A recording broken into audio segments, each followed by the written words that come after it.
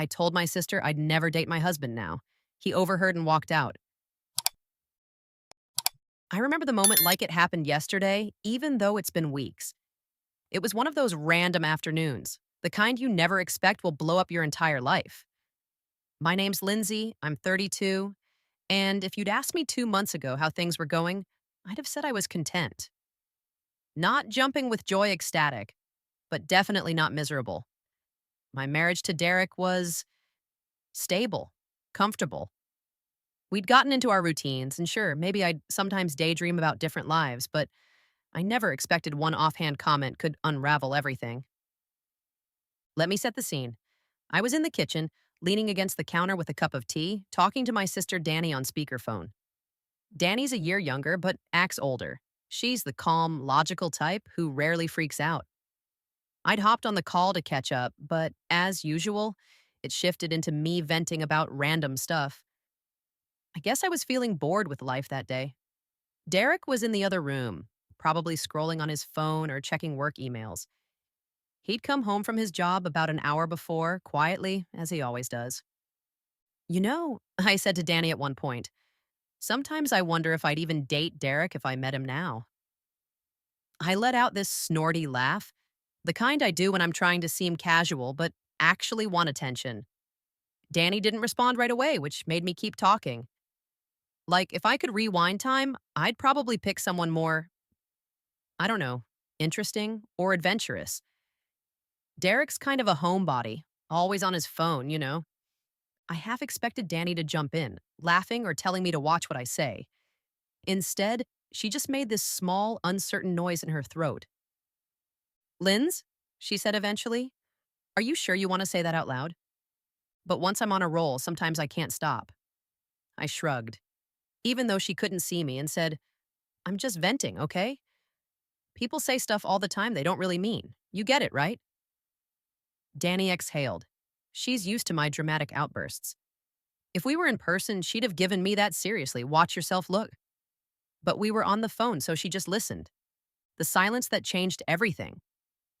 Suddenly, I felt this shift in the air, not from Danny, she was still humming or something to fill space, but in the house.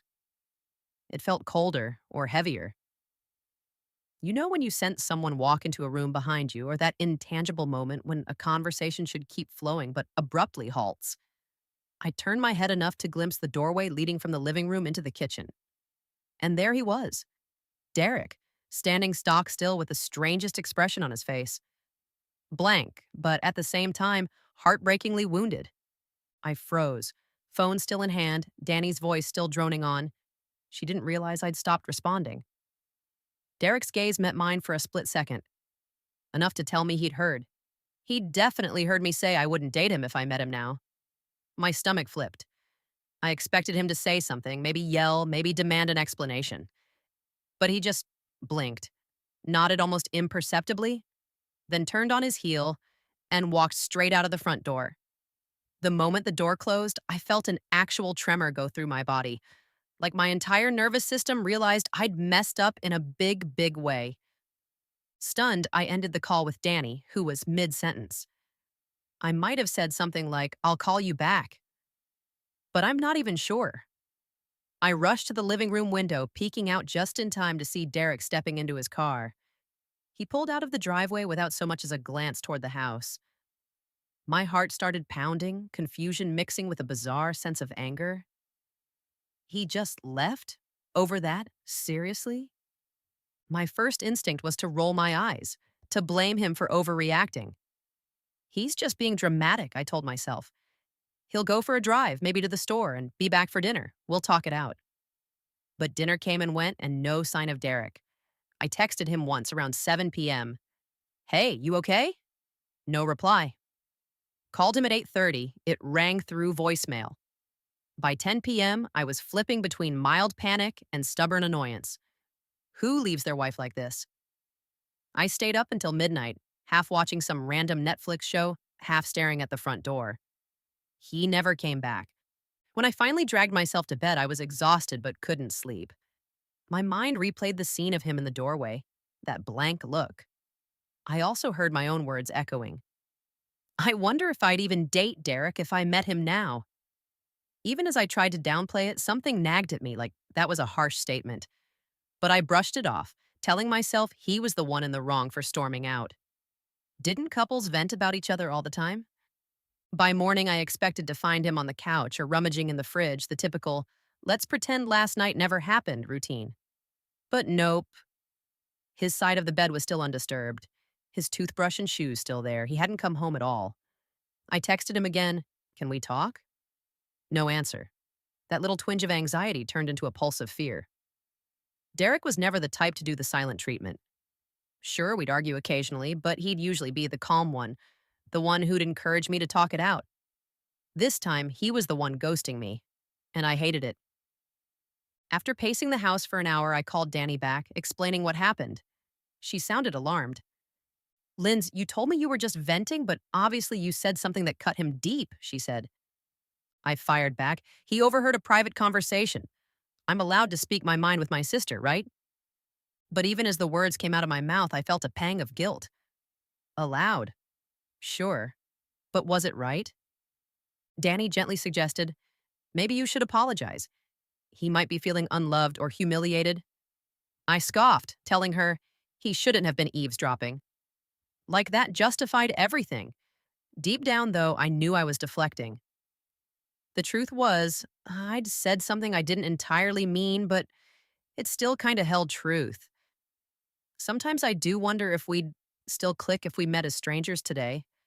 That's not an outlandish question, but hearing it said out loud could be soul-crushing for the other person.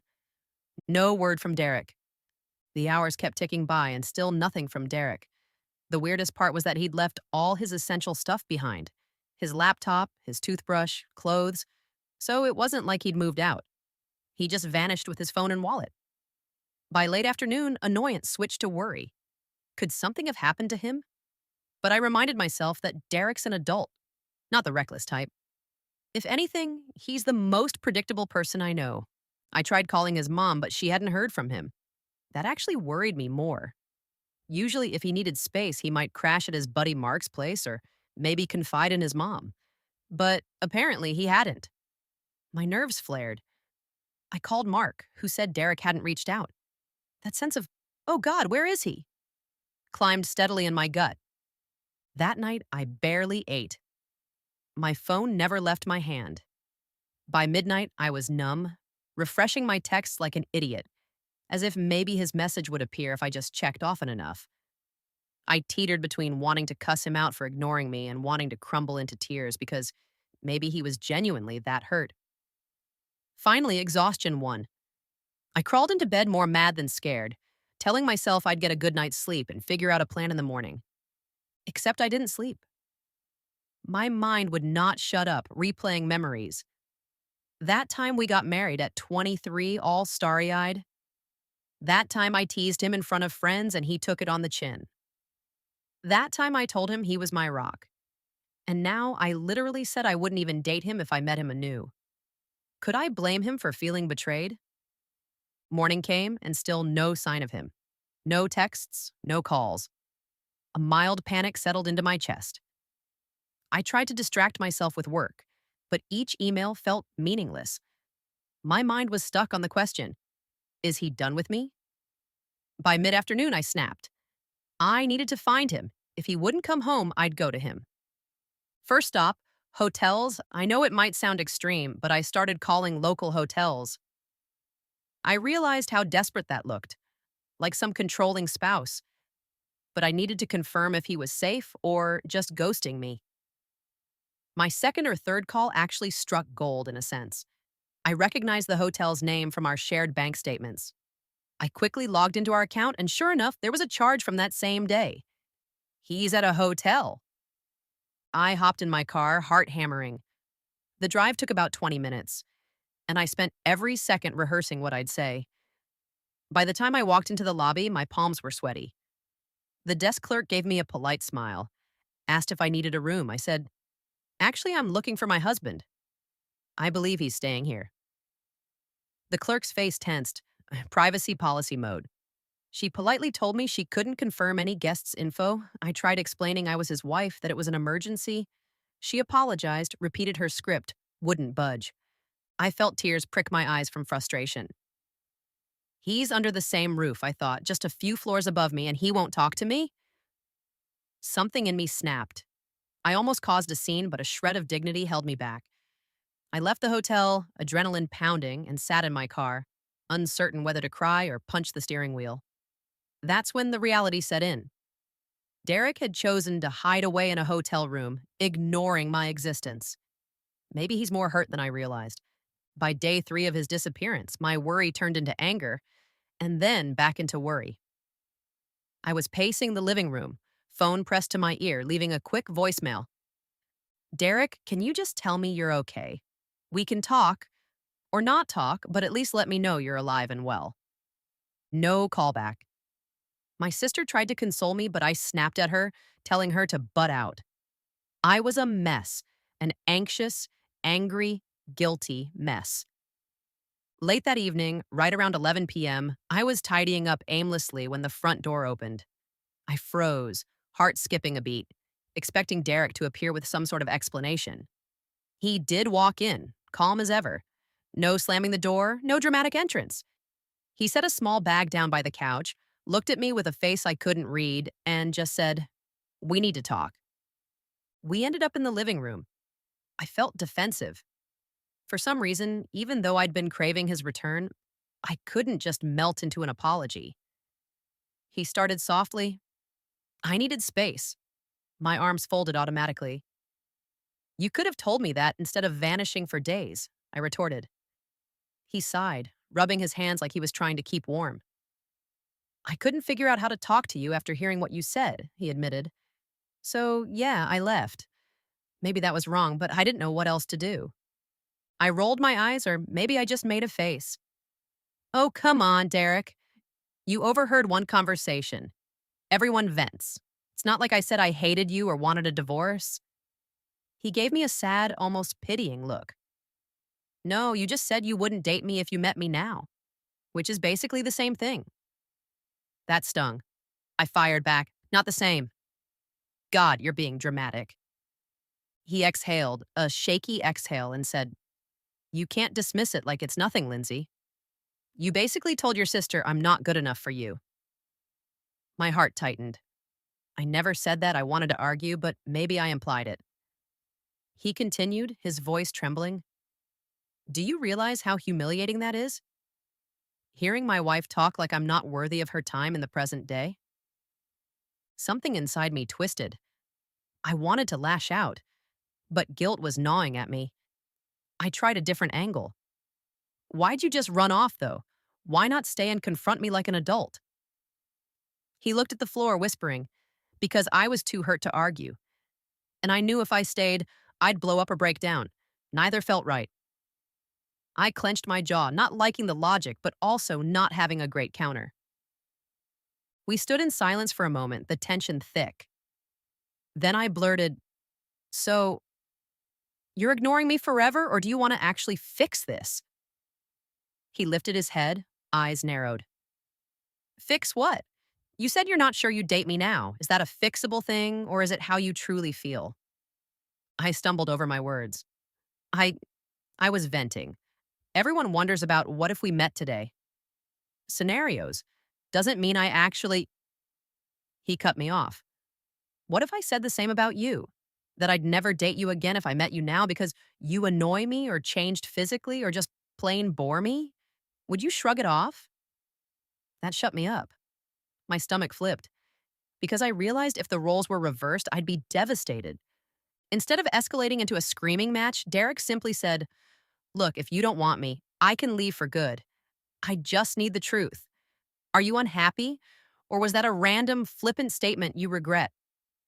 My pride wanted to say, It's flippant, obviously. But my emotions were all tangled. The truth? Sometimes I do feel bored or wonder if we're too different. But do I regret making it sound so absolute? Absolutely, yes. I tried to salvage things. Of course I want you. We've built a life together. I was just talking nonsense. But the words sounded hollow. He gave me this long, searching look, then nodded. Fine, he said. Then show me because right now I'm not convinced. With that, he picked up his bag, turned, and said, I'm going back to the hotel. I'll come by this weekend to talk more. My throat tightened. He was leaving again. I panicked. Wait, just stay, I almost begged. We can figure this out. But he shook his head, looking exhausted. I'm not ready to sleep under the same roof tonight. I'm sorry. Then he was gone. I sank onto the couch, heart pounding. It was actually happening.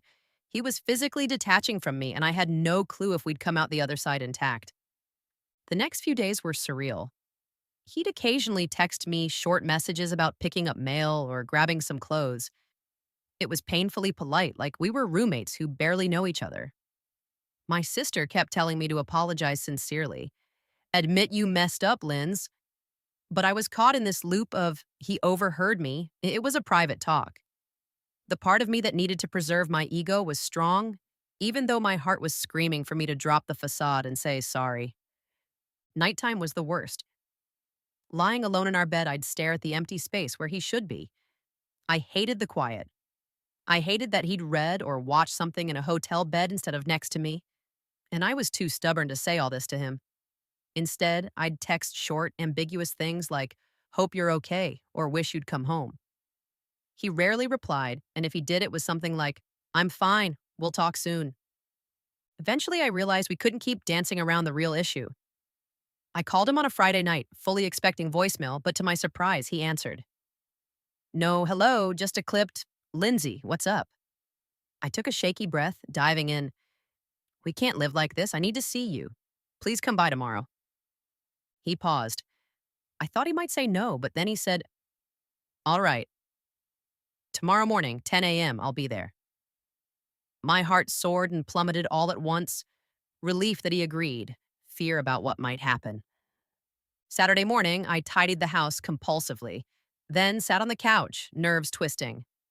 At 10 sharp, Derek walked in, looking tense but also determined. He set his phone on the coffee table, folded his arms. Okay, he said, let's talk. I'd rehearsed in my head. I planned a calm approach. Step 1, apologize. Step 2, reassure him. Step 3, figure out how to move forward. But the moment I saw him, my eyes burned.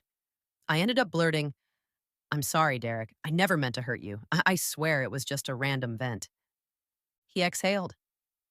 Why'd you say it, though? He asked quietly. You could have vented about finances or my snoring or something else. You specifically said you wouldn't date me now. I explained I was being flippant. Sometimes I get bored or wonder if we're too routine. I didn't mean I don't love you. I do love you. He nodded slowly, but the hurt was still etched on his face. That's not the impression I got hearing you laugh about it with your sister. Like it was some big joke. Tears slid down my cheeks. I know, I messed up. It was insensitive. For a moment, I thought he'd soften. Instead, he rubbed his temples and said, I get that you might daydream about a different life or a more exciting partner, but hearing it out loud? It feels like my worst fear realized, that you see me as dull or worthless. I wanted to argue that I never said worthless, but again, I saw it from his perspective. He's always been the stable, non-dramatic one. I'm the high-energy, impulsive type. Maybe he's worried I'll eventually bail for someone more interesting. I shook my head, reaching for his hand. Derek, you're not worthless. You're the best man I know. I'm so sorry I implied otherwise. He let me hold his hand but didn't squeeze back. Where does that leave us? He asked. If we can't talk about deeper problems or fleeting thoughts without humiliating each other, are we strong enough for the long haul? That question froze me. Are we strong enough? We've been married for years. I used to think, yes, obviously, but now he's living in a hotel because of one conversation. Maybe we're not as stable as I assumed. I tried to reassure him. We can fix this. We just need to communicate better. He gave a tired half laugh, half sigh. I've tried communication. You usually push me away or roll your eyes, tell me I'm overreacting. This time, I believed you. He stays, but it's still tense. Surprisingly, that day ended with him agreeing to sleep in the guest room. We decided to do a trial run. He'd move back in, but if it got hostile, he'd leave again. It was such a weird arrangement. I couldn't be happy he was physically home because the emotional distance felt huge. When he set down his duffel in the guest room, I had to resist the urge to beg him to come to our bedroom, but I'd already pushed him enough. The following week was painfully awkward. We'd pass each other in the hallway, share minimal conversation, just logistical talk. We're out of milk. I'm paying the electric bill tonight. I have a work meeting at 6. Nights were the worst. I'd lie in bed alone, hearing Derek's faint footsteps or the creak of the guest room door. He'd go to bed earlier than me, or sometimes much later, to avoid crossing paths. And yet, ironically, having him under the same roof but so distant was more agonizing than him being gone. Because every time I saw him, I wanted to break the tension. But my pride still reared its head. He's the one dragging this out, not me. We started a cycle of half-hearted attempts at normalcy, like sharing a meal or watching an episode of our favorite show, and it'd either be quiet and forced, or we'd end up bickering over nothing. Usually I'd snap at him for not responding enthusiastically, or he'd snap at me for pushing him to lighten up. Then we'd revert to silence. Spiral of guilt. Late one night, I found myself in the kitchen, scrolling through old photos on my phone. Pictures of us at the beach, at family gatherings, at our wedding. I realized how easy things used to feel, how supportive Derek was whenever I had my high energy meltdown about something small. And now I'd wounded him so deeply with an offhand remark that he seemed unreachable. I felt guilt coiling in my gut. That's when it fully sank in. Maybe I am the bad guy here. Not that I intentionally wanted to break him, but I definitely minimized his feelings. One weekend, after 2 weeks of living like strangers, I broke down. I cornered him in the living room, my heart thudding. Derek, I can't do this. I can't live in this tension forever. He looked up, weary. I'm not the one who said I'd never date you. That stung, but I pushed through. Can we talk about us? Real talk, no blame, no yelling, I pleaded. He stared at me, then nodded. So we sat on opposite ends of the couch like we were in therapy or something, and I poured out my regrets. I told him how my words came from a place of mild boredom, not genuine disdain, how I let my mouth run without considering the consequences. Tears started streaming as I admitted, I guess part of me was curious what life would be like if I'd never settled so young. But that doesn't mean I don't love you now. He listened quietly, no immediate response, which was unnerving. Finally, he spoke. I appreciate the apology. I do. But a part of me can't shake the feeling that you're longing for something else. Someone else. Someone more exciting or new.